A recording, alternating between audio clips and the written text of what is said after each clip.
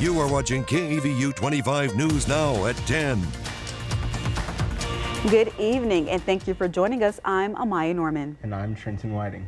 Texas Governor Greg Abbott handed out checks today to people whose homes were destroyed or damaged in the catastrophic Hill Country flood. This is the second time Abbott has personally delivered checks to survivors of last month's devastating floods that left many without homes.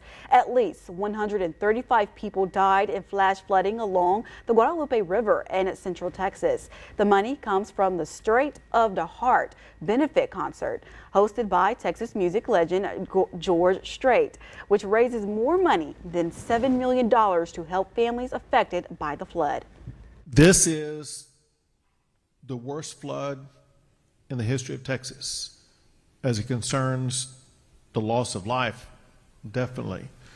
And we're still working to address those concerns, as well as continuing to search for two remaining people who are still lost. Governor Abbott says the goal is to make sure survivors get all the money they need to rebuild. The Texas Senate has approved a new congressional map, one that gives Republicans an edge in 5 more districts. The vote came after GOP lawmakers blocked a planned long debate from Senator Carol Alvarado. Senator Charles Perry accused her of crossing the line, saying she used the campaign email to promote the filibuster as a fundraiser. Governor Greg Abbott is expected to sign the map quickly, but Democrats say they'll be taking the fight to court. Now it'll lead us to our viewer poll for this evening. We ask you, should lawmakers or an independent commission draw district maps for political alignment? 3 options here. Well, 2 options really. Nobody picked the no opinion option. Well, I'm glad that everybody has an opinion on this, though. But 45% of our voters saying lawmakers should be the ones in charge of drawing district maps. 55% say an independent commission with no political leaning should be the ones drawing the district maps. We appreciate your input. You can still vote in this poll in particular. Come to crossroadstoday.com/vote or scan that QR code at the top right corner. See, somebody just picked the no opinion. Thank you for voting. The Victoria Fire Department is advocating for fire safety in the city with free smoke detectors. Today, the department visited the North Crest neighborhood, walking from house to house, offering a free smoke detector installation at their home. They're expressing the importance of fire safety and early detections for threats and smoke. Earlier than you would know yourself, so that'll give you more time to get out of the house and also call 911, which would increase not only your life safety but our odds of saving more of your belongings and home. So the more smoke detectors we can get installed, the safer the city is going to be. If y'all give It's a quick process. The department says they served about 30 homes today in just around 2 hours. The department will be hosting similar drives for the rest of the year. They hope to reach 90% of all homeowners in Victoria in the next 3 years. Well, they had a pretty nice day to walk around and go door to door and talk to people. So, I mean, Trey, what's up with that? Are we having some good weather? A little bit hot, but decent. A little bit hot because it's August around here, but the rainfall is out of the picture for the moment. Had a little bit of shower activity earlier this afternoon and this evening. Now the sun has set, it's all gone. We have a quiet night tonight. More rain showers tomorrow. It looks like that'll be the case, and revving up for next week as well. Current temperature right now, let's see, 79 degrees currently, with the humidity level still near 90%. 10-mile visibilities, the feel-like temperature in the low 80s, of course. Definitely warm and humid. More rain chances tomorrow. Next week, we're revving up somewhat in the rain chances. Good chance about midweek or so. We'll talk about that, what's going on in the tropics as well, coming up a little bit later on. Back to you guys. Thank you, Trey. A tour bus disaster in New York, at least 5 dead, many others injured when the bus rolled over at high speed on Interstate 90 after a visit to Niagara Falls. ABC's Morgan Norwood has the latest. This morning, horror on a New York highway. A tour bus rolling over outside Buffalo, leaving at least 5 dead with dozens more hurt, including children. Tragically, multiple people were ejected from the bus, with 5 people deceased at the scene. Authorities say the tour bus left from New York City with 54 people on board and was on its way back from Niagara Falls when it spun out of control at full speed outside Buffalo.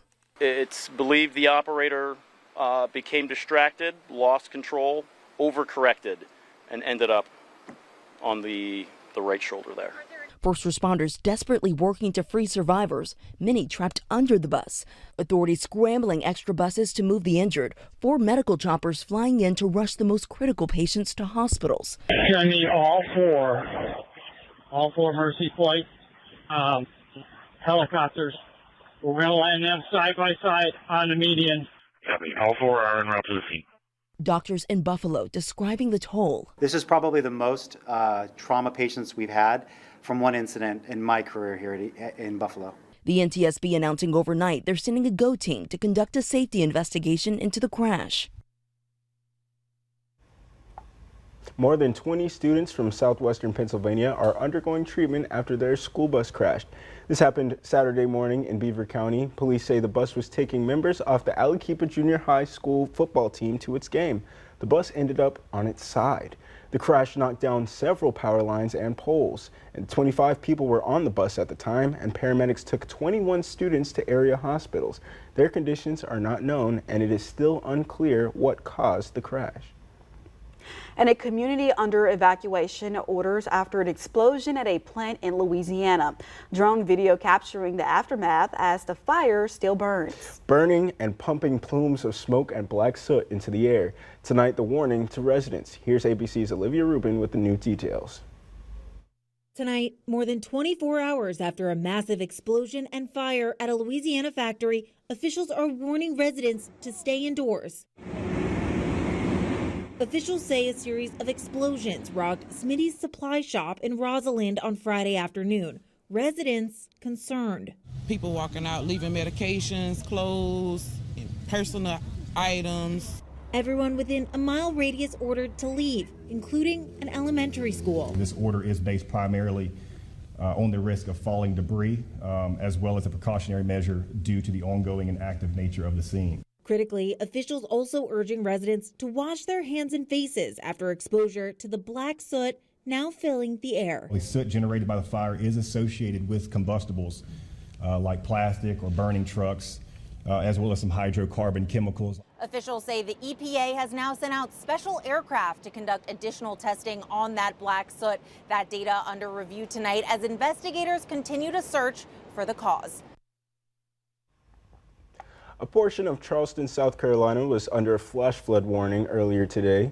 The flash flood warning for parts of West Ashley, James Island, Johns Island, and North Charleston expired at around noon today. However, a flood watch is expected to last through the night, expiring at 2 in the morning Sunday.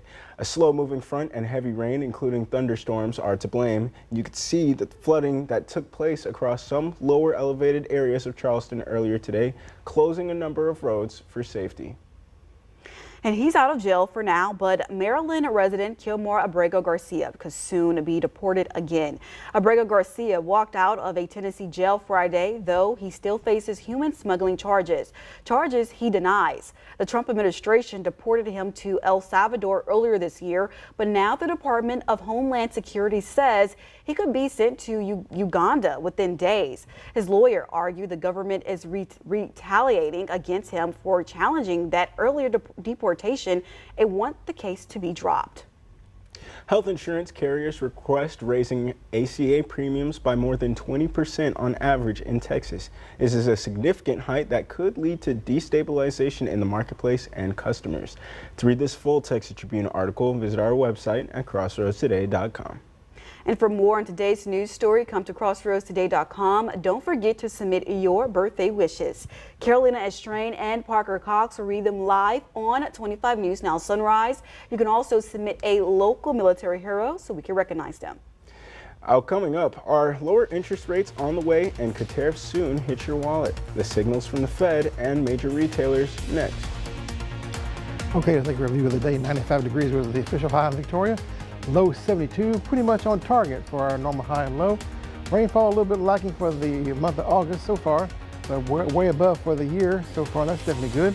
More rain headed our way? Oh yes, we'll give you the details coming up in the full forecast.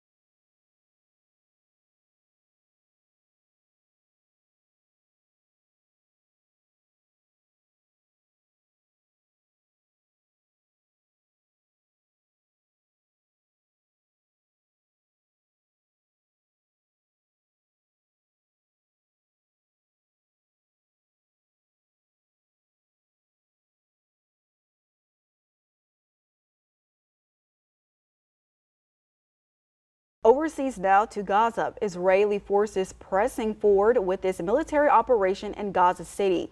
Just 24 hours after the world's leading authority on hunger declared that famine is now gripping that city. Israel's Prime Minister Benjamin Netanyahu angrily dismissing this as a lie. Here's ABC's Lama Hassan. Israel's new massive military offensive on Gaza City today intensifying. The Israeli Defense Forces launching several deadly airstrikes. The Hamas-run health ministry saying at least 61 people were killed in separate attacks over the last 24 hours alone, including these 2 children. Their mother tries to let go. There is no threat here to the Israeli military, this man says. Everyone here is a civilian. You can see there are women and children. 308 others injured, some still trapped under the rubble. Rescue crews are unable to reach them. On the ground, the Israeli government is planning to occupy the Gaza Strip, crucial, they say, to defeat Hamas. With orders for more than 1 million people to evacuate Gaza City and head south. Some already relocating dozens of times to find shelter. Others telling aid agencies they are simply too weak to walk. The punishing restrictions on food is taking its toll. People desperate travel for hours to find food. Often dangerous, all they can find is a sack of flour. On Friday, for the first time ever, a UN-backed group saying a famine is now gripping Gaza City.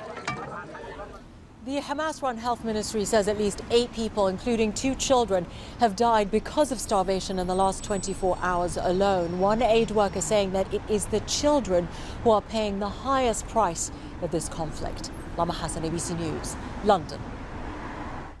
Democrats on the House Oversight Committee say recently released documents regarding the late convicted sex offender Jeffrey Epstein don't contain much new information. They say most of it has already been made available to the public. Democratic Congresswoman Ro Khanna says just 3% of the Epstein files released on Friday by the Justice Department were new. He said nothing that is sensational has been released. And in response, the Justice Department released a statement saying it had provided 33,000 pages to the House Oversight Committee, which it says is more than was ever requested by the committee when the Democratic Party was in the majority. Now to the economy, a sign that the Federal Reserve may soon cut interstate rates. And after a week of earning reports from some of the nation's largest retailers. Some now openly admitting that they may have to pass on the cost of tariffs to consumers. Here's ABC's Jay O'Brien. Tonight, high anticipation from Wall Street to Main Street after Federal Reserve Chair Jerome Powell signaled as soon as next month the U.S. Central Bank could cut interest rates for the first time in nearly a year, impacting everything from car loans to credit cards. Powell under a constant pressure campaign from President Trump to lower rates, which the Fed has left unchanged since December to fight inflation. We call him too late for a reason. He should have cut him a year ago. He's too late. Trump even calling for Powell to resign and making this rare presidential visit to review the Fed's renovations and turn up the heat on the chairman about the building's price tag. It looks like it's about $3.1 billion. It went up a little bit, or a lot. So the 2.7 is now 3.1. I'm not aware of that. Yeah, it just came out. In his closely watched speech in Jackson Hole, Wyoming, Powell seeming to acknowledge the president's prodding, saying only Fed officials reviewing economic data like inflation and jobs numbers will make the final call. We will never deviate from that approach. Stocks surging yesterday after Powell's mere suggestion of a rate cut. Meantime, the Fed watching the impacts of Trump's trade war closely too, as major retailers start to feel the pinch. Walmart's CEO telling investors the world's largest retailer is seeing costs increase each week, but has largely avoided raising prices so far. And Home Depot saying it's already begun what it calls some modest price increases. We're learning about an expensive of the government recall of some shrimp products sold at Walmart stores in more than a dozen states. The Food and Drug Administration announced Beaver Street Fishers of Jacksonville, Florida, is voluntarily recalling a limited quantity of great value frozen raw shrimps. That's over concerns the product may be contaminated with a radioactive isotope. Earlier this week, the FDA issued a recall of other great value frozen shrimp that was imported.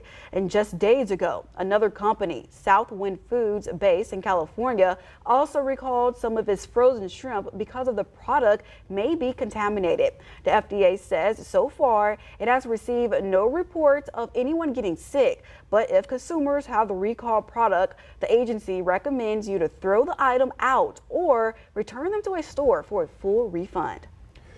Experience our digital streaming service, Crossroads Today Plus. Stream our daily newscasts and much more using your connected TV. Just download Crossroads Today Plus on your Roku, Amazon Fire TV, Apple TV, or Android TV. Just search Crossroads Today Plus.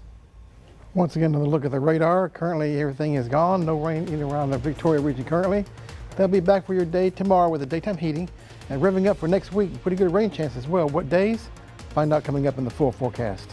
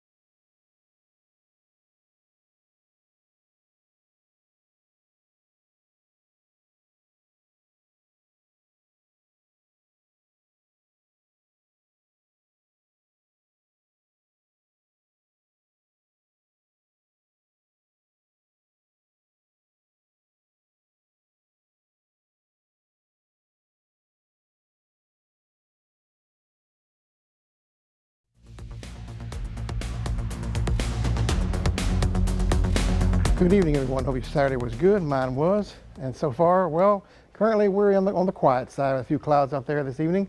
And pretty much quiet for the rest of the morning, this coming up morning, Sunday morning into the first half of the day on Sunday. Then a few more rain showers will pop up as we get through the daytime heating, getting a little bit more in the way of precipitation going around the region. Gulf of Mexico, well, pretty much on the quiet side, except for some areas of moisture in the northern half of the Gulf. You see right here from the Texas coast, south of Louisiana toward Florida. And this is going to ensure that we have a pretty good flow of moisture our way and giving us some rain chances for the majority of the week like we kind of have been seeing. Be magnified later on in the week by a front that coming on down, giving more lift to the atmosphere, giving us pretty good rain chances. More on that here momentarily. Temperatures, we started off with temperatures well into the 90s for the daytime highs around the region. And this map is kind of messing up here, but you get the idea. Coming up by about Tuesday or Wednesday, front will come down from the north, stall about right over the Houston area to about Austin, San Antonio, and just north of Victoria, which will be a lifting mechanism to get the rain showers going on those days. So pretty good areas of rainfall around here, at least half of the area receiving rainfall Tuesday and Wednesday as the front nears the area. In the meantime, high pressure ridging in and giving us a little bit of a break today with the daytime heating in place. Had a few rain showers, but nothing widespread like we had yesterday with a big storm in Victoria caused a little bit of flooding. So that's wasn't the case today and won't be the case tomorrow because the high pressure ridging in giving us a little bit of a stable atmosphere. But a few rain showers possible in the daytime heat for your day on Sunday into Monday. Then Tuesday the front comes down from the north. Kind of see here a little bit, giving us some pretty good rain shower chances and maybe some brief heavier rainfall during that time period as well. And then that'll begin to fade on out, return to more of a normal pattern, I guess you could say, coming up by about Thursday, Friday, and Saturday was just some pop-up rain showers in the afternoon. Victoria, well, looking to plan your Sunday, starting off with temperatures in the 70s by 6 a.m.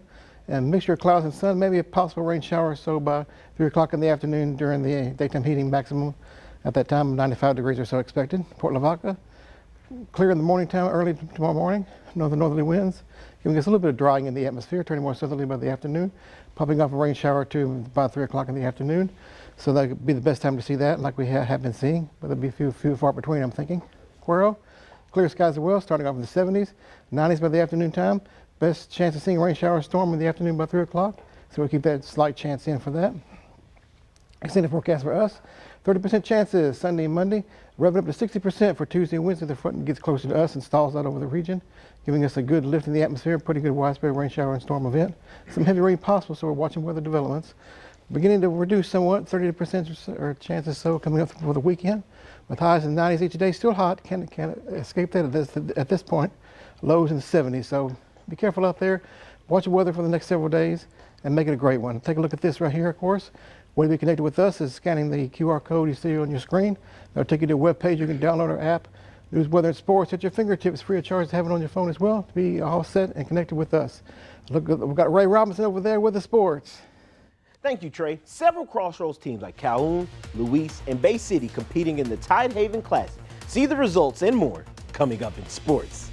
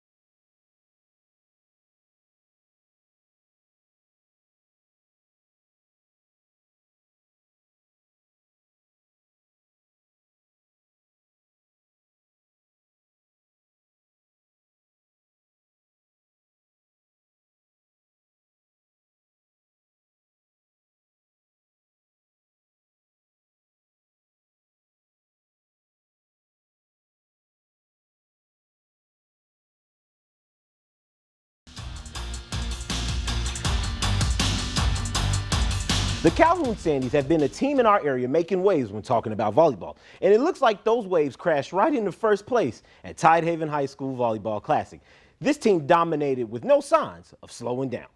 Day 2 featured the team competing in the Platinum bracket. Calhoun was coming fresh off a tough battle against a 3A powerhouse in Malakoff. In the 9 a.m. matchup, the championship game pitted the Sandies against the 4A Sealy, a highly anticipated big school showdown that was a thrilling experience for those in attendance. And as usual, Calhoun delivered intense plays on the court. Here's senior McKinley Frankson with a front kill off the bounce from Briley Wood. The Sandies is locked and loaded with talent, and the tournament MVPs is all the proof that you need. We played really good as a team. We worked together to pull out this win, and I'm really proud of us. I think that we need to work on our blocking coverage and that we just need to work how we did today to pull out the wins. We just came together. We worked on a lot of different things at practice, and I think we just showed off what we worked on during practice and executed really well. We just have to stay mentally prepared, always mentally check in and come in as a team and always just be there for each other whenever it gets rough. The Sandies' next tournament showcase will be in Goliad, so Crossroads, you can expect some high competition in that one. Calhoun will then begin their regular season play at home against Boiling on September 16th. And just beside Calhoun was the Calhoun and Sealy game was the Silver Bracket Championship. On Court 2, it was a Crossroads matchup from Matagorda County featuring Palacios facing off against Bay City. Both sets were close battles showcasing strong effort from Bay City. And one highlight was Sasha Owen-Chekwa, who viciously struck the ball over Palacios' front line. The Lady Cats fought hard with set 1 ending 25-21. And set 2 is a nail-biter, 26-24. In the end, Palacios Lashes claimed the silver bracket championship. But let's not also forget the Tidehaven Tigerettes themselves in the self-titled event. This classic tournament featured several Crossroads teams in action. Tidehaven battled Luis in the bottom of the silver bracket, and your young rebuilding team looks promising. Freshman Casey Kubeca delivered an easy float over to score for the Tigerettes. Tidehaven went on to win this tournament in 3 sets. Their next tournament will be next weekend in Sweeney. And Tidehaven wasn't the only volleyball tournament going on this weekend. The Victoria West Warriors came out swinging and dominated in the Bastrop tournament, cruising undefeated all the way to first place. Standout players Bailey Buzzle and Kristen Lunchner earned well-deserved all-tournament honors for their outstanding play. With blazing hot start, the Warriors are now an unstoppable force with a perfect 17-0 season record. And in your national sports news, the Houston Texans faced off against the Detroit Lions in preseason week 3. Quarterback Graham Mertz connected with Xavier Hutchinson for a huge game, moving the chains enough for a first down. The Texans got the first score on the board with an impressive 53-yard field goal. The Texans dominated this game easily, defeating the Lions. Final score, 26-7. The Texans will begin their season on September 7th against the Los Angeles Rams, where Cuero's own Jordan Woodington is expected to play. Now, Trenton, as a Texans guy, how excited are you for the Texans? Let's just say I'm amped up. Maybe my mood doesn't match it right now, but I'm very amped up. Are we just happy that football season is back? I'm so happy. I'm excited for some football. Yeah. We're going to have to toss the pigskin around. Oh, yeah, we have to. Absolutely. Well, she's 104, a World War II trailblazer, and the last of her kind. How the nation is honoring her incredible service. Up next.